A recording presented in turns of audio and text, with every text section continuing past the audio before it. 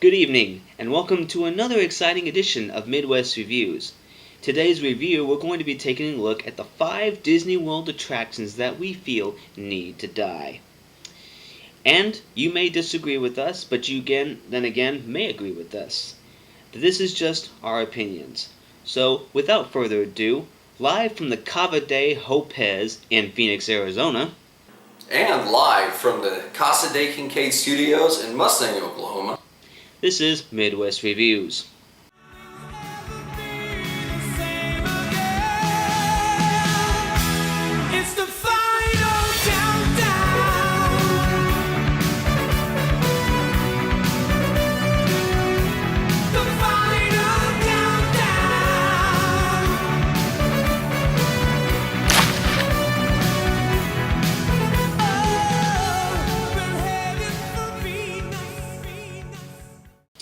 So, like we mentioned, we're going to be discussing the 5 different Disney World attractions that we feel have outlived their stay at Disney World.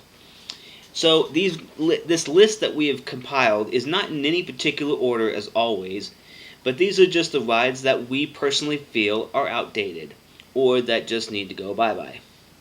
So, you want to get us started, sir, with our first one on the list here?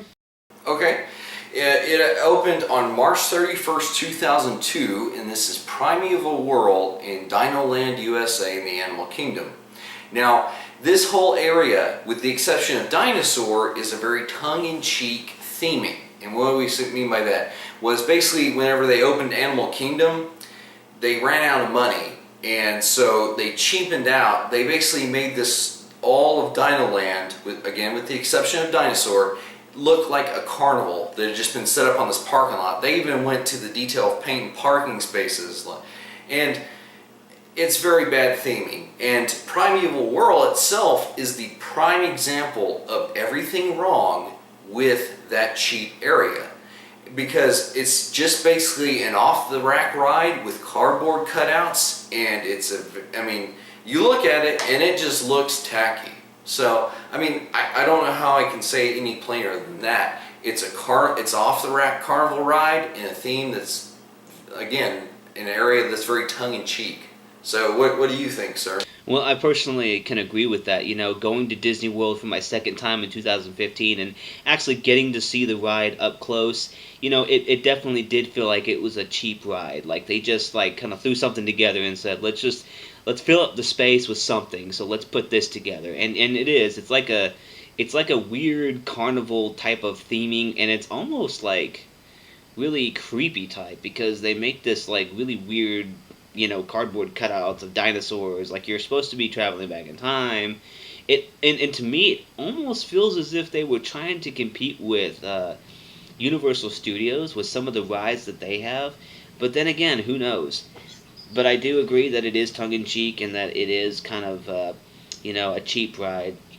Yeah, so. Alrighty, sir. Well, moving on to our next one. What is next on the list? Well, our next one on the list opened October 1st of 1971. And this one is in the Magic Kingdom's Tomorrowland. And this is Tomorrowland Speedway. And I'm sure a lot of you would agree with us about this particular ride. This ride is indeed generated towards kids, we get that. But the problem that we have with the ride is the fact that it is so old. And the fact that it's on a track, and it goes slow. It doesn't go fast by any means. And I just recently looked up a video of it, and it seemed very, very slow to me on the video. I could be wrong, maybe it's not. It's been so long since I've been there. But, it's pretty much an outdated ride. It kind of smells there in that area too. And, I think personally that if they wanted to keep that kind of a theme, like some kind of a car ride, I think they would definitely be better suited with going with go-karts. Go-karts do have a track, but they don't have necessarily that kind of a track that they have to follow. And they can control it, they can go anywhere they want with a go-kart versus just, choosing to go left and right. And plus, when people stop on the ride, sad to say, you're forced to stay behind them and you can't move until that person moves. So I mean, Exactly. a lot of families do agree that this ride is old, outdated, and that it's just there's nothing there anymore. What do you think, sir? Well, it's funny you should say that. There's actually one of the guys on the Diz Unplugged, Sean, he was actually saying that he now hates this ride because of the exact situation you just mentioned, that he was actually behind this guy and it was getting close to the time for fireworks, so the guy actually just stopped on the track right in front of him. And the cast members were telling him, hey, sir, you need to keep going. Well, he was ignoring them because he's like, nope, I'm just going to plant myself right here and watch the fireworks. And it made Sean very mad because he was stuck behind this guy. And it was very selfish, very rude. And, I mean, that's not the only problem this place has. I mean, you look at another thing is they recycled all these cars from Hong Kong's Disney. And also, it hasn't changed the fact that it stinks over there, and I mean it's outlived its day, because in the 50s when that ride opened in Disneyland, it was futuristic. It's not anymore. Okay. Now, if you want us to go in a little bit more detail about that in another video, let us know. But again, it's not futuristic anymore, and I think due to that alone, it no longer belongs in Tomorrowland, to be honest. Yeah, absolutely. I agree with that. Everything that you said too. Absolutely. So I think our next spot on the list of number 3 here. I think we can both agree, and I'm sure a lot of you may agree too, with this one being outdated and just being plain annoying. So which one is that one, sir? Well, on October 1st of 1971, it's a very beloved ride by a lot of people, but it's equally hated by a lot of people, and it's a small world. And I gotta say that I know, again, we love to name drop and make references to our inspiration channel, the Diz Unplugged. I know that Pete Warner, he loves this ride because of he was in utero whenever his mom rode the ride back at the New York's World's Fair.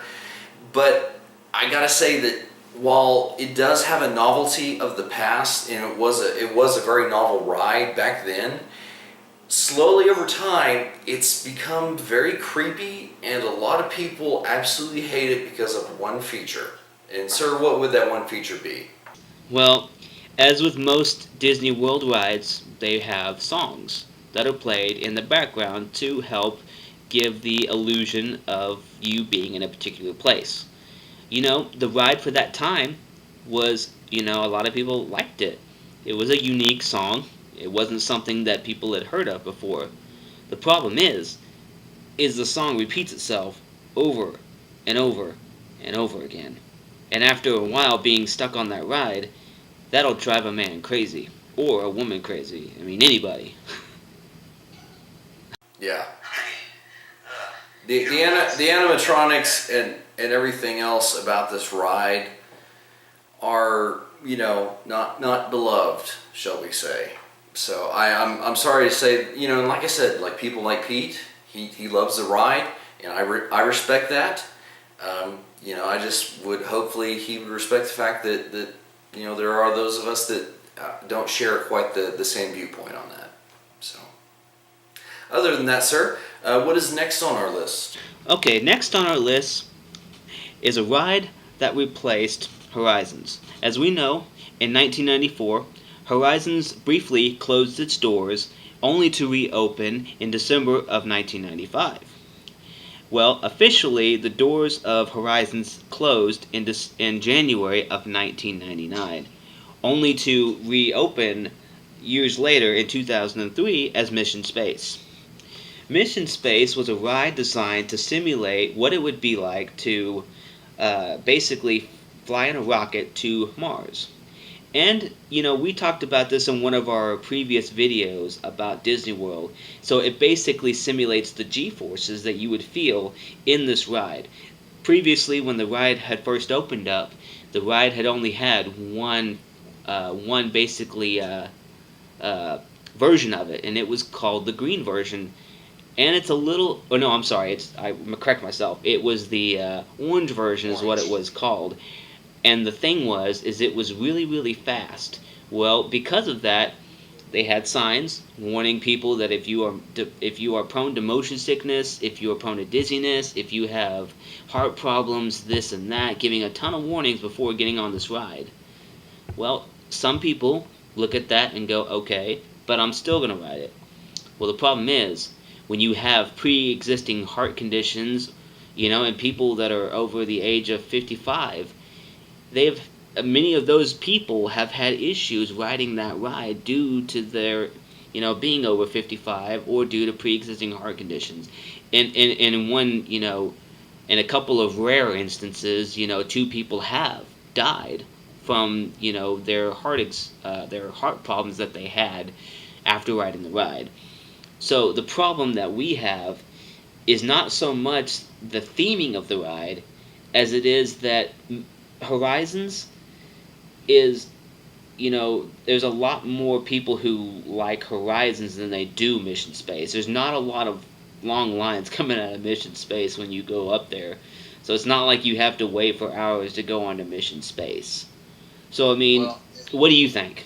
Well, and the thing is like you said, there's never a long wait time for this.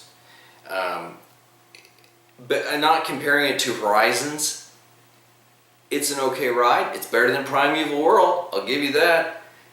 But still, again, just, if you have those conditions, just please use a little discretion to ride the green ride, because you're not missing out on it. It's less intense, and you're not putting yourself under undue stress that could potentially be fatal. And for those of you that don't have any conditions, the orange one, if you want to get that adrenaline fix, that's great. Now, if we were to compare it to Horizons like Cameron was talking about, I don't believe it's a worthy successor. But then again, it's that happens. From time to time, Disney's going to replace things, and they won't be as great as what was there before. So Now, and you would agree that the theming itself isn't necessarily bad. It's just what it replaced. Wouldn't you agree? yeah. Absolutely. I'm mad about them taking out Gary Sinise. I know. Yeah, it's pretty disheartening. I mean, come on. I mean, there's no love for Gary Sinise. Come on now. But alrighty, well, is it time to move on to our number one, sir? Absolutely. So go ahead and start us off with number one. Okay, number one. Okay, this ride, its predecessor didn't die, it was murdered. And when I say that, I'm talking about Maelstrom's murderer called Frozen. Now, a lot of people will say, okay, but Maelstrom's old, it was outdated. Well, it's kind of unfair to compare, because even whenever we were just doing Horizons versus Mission Space, we weren't comparing the mechanics. People tend to compare that. Had Maelstrom had the opportunity to have the advanced mechanics, the advanced effects, and everything that Frozen has, it would just be awesome, and it would still probably be around today. But here's the thing. Pete Warner, again, we love to name drop the guys from the Diz. Pete Warner had mentioned that it was a very cheap excuse for Disney to put in a Frozen ride. Now, I understand that it's a success, but Cameron will talk about 3 reasons why it was stupid to do that. And again, Norway, I'll kind of prelude into this, sir, is Norway taught you the history about Norway, and Norway belongs in World Showcase because it's a real country. Now, before I get too much farther, sir, why don't you go ahead and take it? Yeah, so when you think about where Frozen Ever After is located, okay, Frozen Ever After is located in Epcot's World Showcase. Okay, now, what is World Showcases, what are they known for? Well, showcasing parts of around the world. Well, when you think about that and you think about the world of Frozen, the place that it's based on in Frozen isn't a real place. It's a fictional place. And it doesn't necessarily fit in with the World Showcase, even though you could technically say, well, it's like, Vikings and da-da-da-da, they kind of, the same, but not really. I mean, it's not a real country. there's no real history there. You know, the Maelstrom ride was all about the history of Norway and the Vikings. It was there to teach history. I mean, if we really think about it, that's what Disney wanted. Disney wanted to teach people about different things in different parts of the world. People who don't get a chance to travel across the world could go there to Disney World and they could experience a part of that country. Now we know that Disney was dead at the opening of this attraction, being World Showcase. He wasn't alive, and that really wasn't technically his vision. But if you were alive, and this had been something he would have suggested, he would have said this. He would have said that he wanted people to know what it was like to be in those parts of the country. And excuse me. Now I'm going to say that I know that they're trying to put a Ratatouille ride in the France Pavilion coming up sometime. I don't know exactly the date. You probably do. But the thing is, I feel like it takes place in France, a real place. Frozen doesn't. It's a fictional place, which I personally think should belong in Fantasyland in Magic Kingdom. So yeah, see, had that opened in like he just said, had it opened in Magic Kingdom, I wouldn't have a problem with it. It's just the fact that it doesn't, like he said, it doesn't fit in with World Showcase. It doesn't fit in with the overall theme of what Epcot strives for. Even after all the new whatever plans they've got for it, still doesn't fit. And like we mentioned before, it's not a real country. So I understand a lot of people love this ride. Frozen is a big deal, but for the three reasons we mentioned, it shouldn't be there. Yeah. But anyways, that, like I said, this is just our opinions on rides that we feel like, need to go. So, I mean, you may have your own opinions on what rides need to go and what rides should stay. You could tell us what rides you feel like need to go, and if you agree with us on our selection, that's great. And if not, that's great too. Yeah, we just ask that, you respect our opinion as we respect your opinion also. If you differ with this, I understand that. And but other than that, guys, we just really, like Cameron said, we just really want to share our opinions on these rides that we think really they no longer deserve a place in Disney World. Absolutely. Well, with that being said, sir, then I guess we will end it here. And be sure to stay tuned, ladies and gentlemen, for our next video, which is going to be on Would You Rather Disney World Edition. So, until then, we will talk to you later. See you later.